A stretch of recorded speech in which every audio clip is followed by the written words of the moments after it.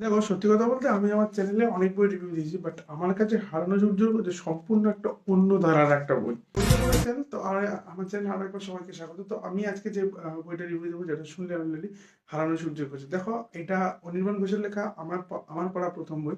এর আগে অনির্বাণ ঘোষ একটা বই লিখেছিল যেটার নাম হায়ারোগ্লিফিক, সেটা আমি পড়িনি, সেটা পড়ে অবশ্যই রিভিউ দেবো।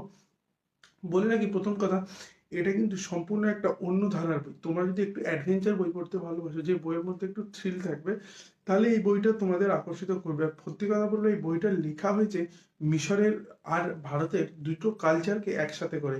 তোমরা অদ্ভুতভাবে বইটা যখন পড়তে থাকবে না, তখন বুঝতে পারবে মিশরীয় কালচারের সাথে, মিশরের যে পুরনো কালচার, হাজার হাজার বছরের পুরনো কালচারের সাথে ভারতীয় কালচার, ভারতীয় দেবদেবীদের কতটা মিল আছে। এমনকি লেখক এখানে অনেক বাঙালি নাম ব্যবহার করেছে।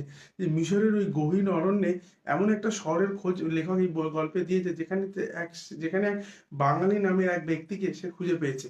যেটা আমাকে সব থেকে বেশি অবাক করেছে। বলে রাখি, এই গল্পটা, যে হারানো সূর্যের খোঁজে বইটার যে টোটাল যে কোনো একটা স্টোরি বা গল্পের একটা প্লট থাকে, প্লটটা লেখা হয়েছে প্রাচীন ভারতকে নিয়ে। যে সময় ভারতে আর্যরা ছিল, যে সময় ভারতে সব থেকে প্রাচীন একটা বন্দর গড়ে উঠেছিল, যে বন্দরের নাম ছিল সোপারা। যে সময় ভারতে সব আমরা যে ইতিহাসে যেসব প্রাচীন নগর সভ্যতার নাম পড়েছি, যেগুলো পাঞ্চাল, কৌশল, মগধ, কাশী, বিদর্ভ, এইসব রাজ্য ছিল।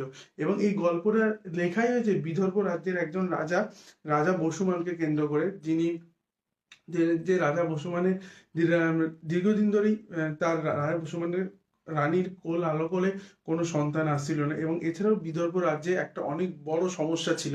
সেই সময় দাঁড়িয়ে যে সমস্যাটা ছিল, যে একটা জলের সমস্যা ছিল। আজ থেকে যে প্লটটা, যেটা তোমাদের আমি বললাম, যে লেখক যে প্লটটা এখানে তুলে ধরেছে গল্পে, যেটা আজ থেকে 2-2.5 বছর আগে, যে সময় আর্যরা রাজত্ব করেছে, তো সেই সময় একটা জলের সমস্যা ছিল সেই রাজ্যে। এবং সেইখানে একটা ছেলে, একদম তরুণ যুবক ছেলে, যার নাম অগস্ত্য, নামগুলো একটু ক্রিটিক্যাল লেখক ইউজ করেছে, অগস্ত্য। সে ওই রাজ্যের একটা জলের সমস্যা দূর করে জলের সমস্যার একটা বিরাট বড় সমাধান করে। এবং সেই সময় রাজ্যের রাজ্যের যে নদী ছিল, সেই নদীর গতিপথ সে কিভাবে পরিবর্তন করেছিল। সেই সময়, যে সময় কোনো টেকনোলজি ছিল না, বুঝতেই পারতো আজ থেকে 2-2.5 বছর আগে কি টেকনোলজি থাকবে। সেই সময় কিভাবে নিজের মেধাকে কাজে লাগিয়ে সে একটা নদীর গতিপথ চেঞ্জ করে একটা রাজ্যের আম, আম, একটা বড় সমস্যা, জলের সমস্যা দূর করেছিল, সেটাই বইটা থেকে জানতে পারবে। এই বইটা থেকে জানতে পারবে অগস্ত্য বলে ছেলেটা এরপরে যখন মিশরের উদ্দেশ্যে যাত্রা শুরু করে, এবং সে যখন মিশরে পৌঁছায়, সেখানে তার প্রথম আলাপ হয় মিশরের রানীর সাথে, যে রানীর নাম এখানে লেখক দিয়েছে হাসতেনতুপ। তোমার নামটা নিচে দেখতে পাচ্ছ, একটু ক্রিটিক্যাল নাম, একটু ইয়ে টাইপের নাম।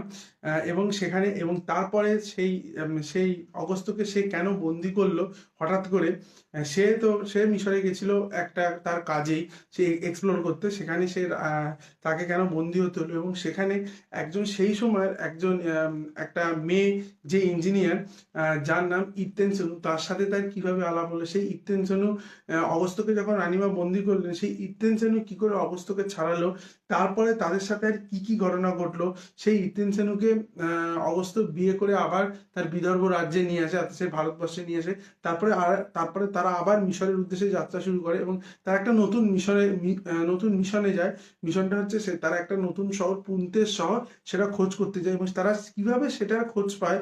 এবং এই টোটাল জার্নিটাই এই বইটাতে তুলে ধরা হয়েছে। আমি একটাই কথা বলবো বইটা নিয়ে, বইটা এক কথায় অসাধারণ বই। তোমরা যদি একটু অ্যাডভেঞ্চার বই পড়তে ভালোবাসো, তোমরা যারা চাঁদের পাহাড় পড়েছো, বিশেষ করে বিভূতিভূষণ বন্দ্যোপাধ্যায় চাঁদের পাহাড়, বা আরো অনেক অ্যাডভেঞ্চার বই যারা পড়তে ভালোবাসে, তাদের এই বইটা কিন্তু স্পেশালি ভালো লাগবে। হ্যাঁ, যারা খুব ডিটেকটিভ বই পড়তে ভালোবাসে, তাদের হয়তো বইটা ভালো লাগবে না, বাট আমি কথা দিচ্ছি, আমি যেহেতু বই পড়তে ভালোবাসি, এই বইটা তোমাদের একটু হতাশ করবে। বইটা তোমরা কিনেও পড়তে পারো, বা তোমাদের যদি কোনো ভালো লাইব্রেরি মেম্বারশিপ থাকে, খুব কমন বই, অনেক লাইব্রেরিতেই পাওয়া যায়, সেখান থেকেও নিয়েও পড়তে পারো। বইটা আমি কিনেই পড়েছি।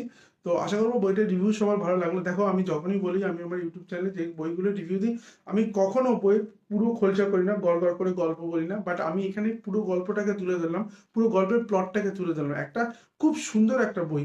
হ্যাঁ, এখানে এছাড়াও আমি যেটা বললাম ছিলাম প্রথমে, আর একটা কথা বলবো ভিডিওটা শেষ করার আগে, মিশরের দেবদেবীর সাথে এবং মিশরীয় কালচারের সাথে ভারতীয় কালচারের কি মিল, সেটা পর্যন্ত এই বই থেকে তোমরা জানতে পারবে।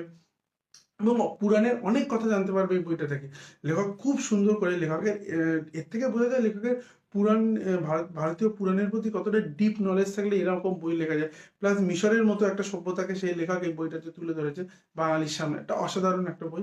তো আশা করবো বইটার রিভিউ সহ ভালো লাগলো। আমি বিশেষভাবে রেকমেন্ড করবো বইটা পড়ার জন্য।